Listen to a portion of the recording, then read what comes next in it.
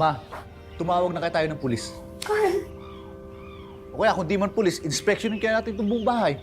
Well, that's a good idea. Para magkaalaman na. At hayaan natin si Mama pumunta sa mga kwarto natin kasama si Noel at Mylene. Pero di ba, kadalasan kung sino yung mga nag-i-initiate ng investigation na yan, sila usually nakakaalam kung saan pinakamagandang itago yung mga bagay na nawawala. Parang alam na alam mo ah. Just Shut up, saying. Carl! Bakit? May alam ka rin ba? Umamin na ba to sa yung boyfriend mo? Puro kayo away. Wala naman na itutulong yan eh. Puro kayo bintangan at patutsada. Faith, pwede ba tayo mag-usap? Pwede ba, Jose, mamaya na lang? Faith, maniwala ka. Kailangan marinig mong sasabihin ko.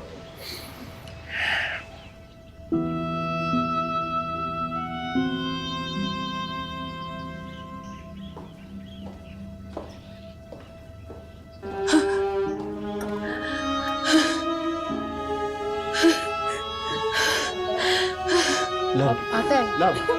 Ate, sandali! Ate! Ate! Ate!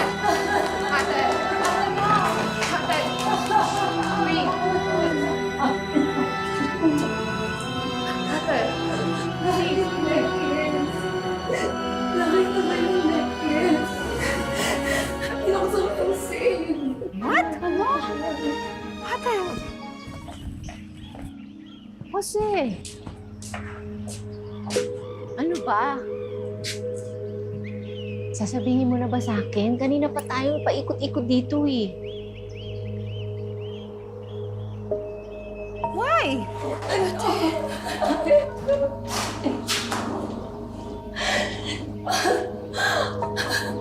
Maniwala kayo.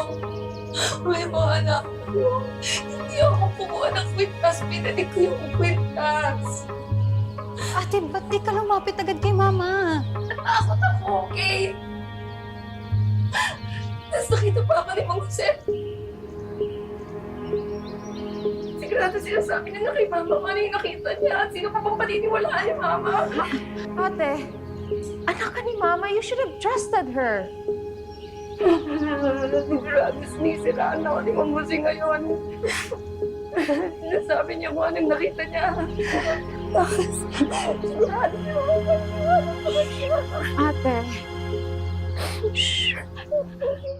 Faith, hindi ko kaagad sinabi sa'yo. Kasi, una, natakot ako sa posibleng mangyari sa relasyon ninyong mag-ina. Tapos, pangalawa, hindi rin ako sigurado doon sa nakita ko eh. Ang dami kong iniisip. Oo, nakita kong hawak na yung kahon. Tapos, ibinalik rin niya. Paano ko si Mang Jose yung kumuha ng necklace talaga? Hindi ako. Tapos pinabaliktad lang ako ni Mang Jose. Ate, Paano ko sinisiraan niya lang ako? listen to me. Hindi ganon si Mang Jose. Hindi siya ganon. Ano? Hindi pwede pag-isipan ng masama si Mang Jose. Pero si Alex okay lang. Joy, pwede ba? Off the hook na si Alex. Huwag na natin siya pag-usapan. At ate, tama si Joy. Dapat lumapit ka kay Mama at umamin ka na sa umpisa. Dapat naging honest ka at hindi na tayo umabot sa ganito. Honest pa? Ha? Pagle-lecturean mo ako tungkol sa honesty. Ate Love, please. O di maging honest na lang tayong lahat. Ba't di na lang natin sabihin kay Mama yung pambakabae ni Papa? Ate, please. Di ba gusto niya maging honest? Gusto niya maging honest? Di todo na natin. Sige, sabihin natin yung totoo kay Mama. Total, idea mo naman yan at panganay ka. Sabihin mo sa kanya yung totoo. Ate, please! Sasabihin sa akin ang alin?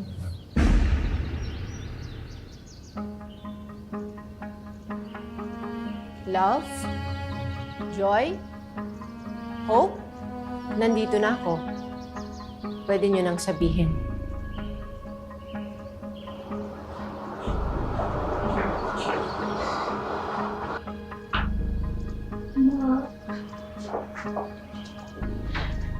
I'm sorry. I'm sorry.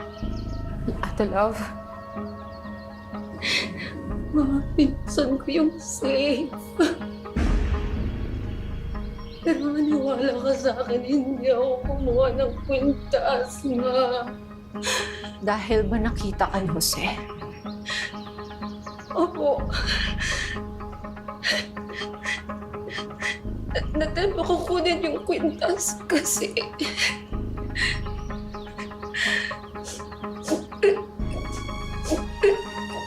kasi nangangailangan ako ng malaking pera.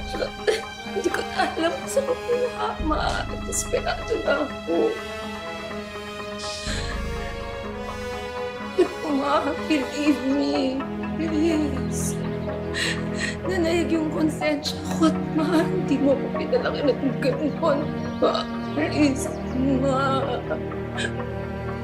Hindi ko kukunin yung necklace.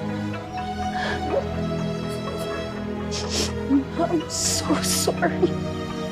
Sana sinabi ko na sa'yo bakit na hindi ko umabot sa ganito.